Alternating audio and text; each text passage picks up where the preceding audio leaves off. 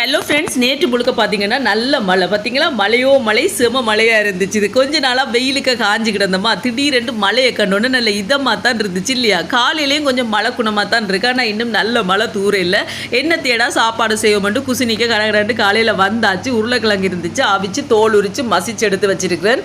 இதோட சேர்க்கிறேன் all purpose ஃபுல்லாக. இதுக்கு பதிலாக நீங்கள் ஆட்டாமல் இருந்துச்சுன்னா அது கூட சேர்க்கலாம். இதோட பார்த்தீங்கன்னா ஒரு கரெக்டாக துருவி சேர்த்துருக்கிறேன். சின்ன வெங்காயம், பச்சை மிளகாய் அதையும் நல்ல குட்டி குட்டியாக வெட்டி சேர்த்துருக்கிறேன். இதோட கொஞ்சமாக கட்டத்தூள், தேவையான அளவுக்கு உப்பும் சேர்த்து நல்லா முதல் கலந்து விடணும். ஏன்னா கரட்டில் உருளைக்கிழங்கு எல்லாம் ஈரத்தன்மை இருக்கும், அதால் முதல் நல்லா கலந்து விடணும். உடனே கவிட்டு தண்ணியை ஊற்றக்கூடாது. அதுக்கு பிறகு நான் பொறுப்பில்லை.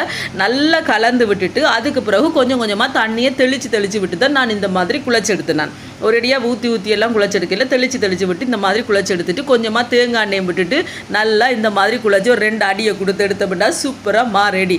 இதை நீங்கள் கொஞ்சம் கொஞ்சமாக எடுத்து ரொட்டி மாதிரி தேய்ச்சி கூட நீங்கள் போட்டு எடுக்கலாம், சுட்டு எடுக்கலாம். நான் ஒரேடியாக இப்போ இப்படி செஞ்சால் கடகடாண்டு வேலை முடிஞ்சிரு நண்பர்களே.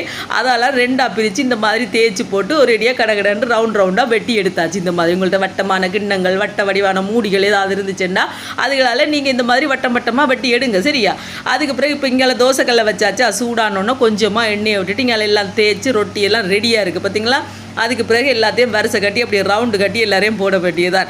2 3 4 5 ஒரு அடியாக சுட்டு எடுக்கலாம், வேலை டக்குன்னு முடிஞ்சிடும். ஒரு பக்கம் சுடுபட்டோன்னா கொஞ்சமாக மேலால் எண்ணெயை ஸ்ப்ரே பண்ணி விட்டுட்டு அதுக்கு பிறகு மற்ற பக்கம் போட்டு எடுத்தோம்னா சுவையான உருளைக்கிழங்கு மரக்கறி ரொட்டி, உருளைக்கிழங்கு ரொட்டி எப்படி வேணாலும் சொல்லலாம், ரெடி. நல்ல டேஸ்ட்டாக இருக்குது நண்பர்களே. கண்டிப்பாக நீங்கள் செய்து பாருங்கள். இதுக்கு கட்டை சம்பல் நீங்கள் செய்து சாப்பிடலாம், ஆனால் எதுவுமே தேவையில்லை. நாங்கள் சும்மா தான் சாப்பிட்டோம். பச்சை மிளகாய் வெங்காயம் எல்லாம் போட்டிருந்தோமா, சாப்பிட்றதுக்கு செம்ம டேஸ்ட்டாக இருந்துச்சு. ஆளாளுக்கு ஒரு பிளேன் கோப்பியம் போட்டு கொடுத்தாச்சு, சாப்பிட்டு போங்கடாண்டு. இதுதான் இன்றைக்கி காலமாக சாப்பாடு. நீங்களாம் சாப்பிட்டீங்களா? வீடியோ பிடிச்சிருந்தா மறக்காம சேனலை சப்ஸ்கிரைப் பண்ணுங்கள்.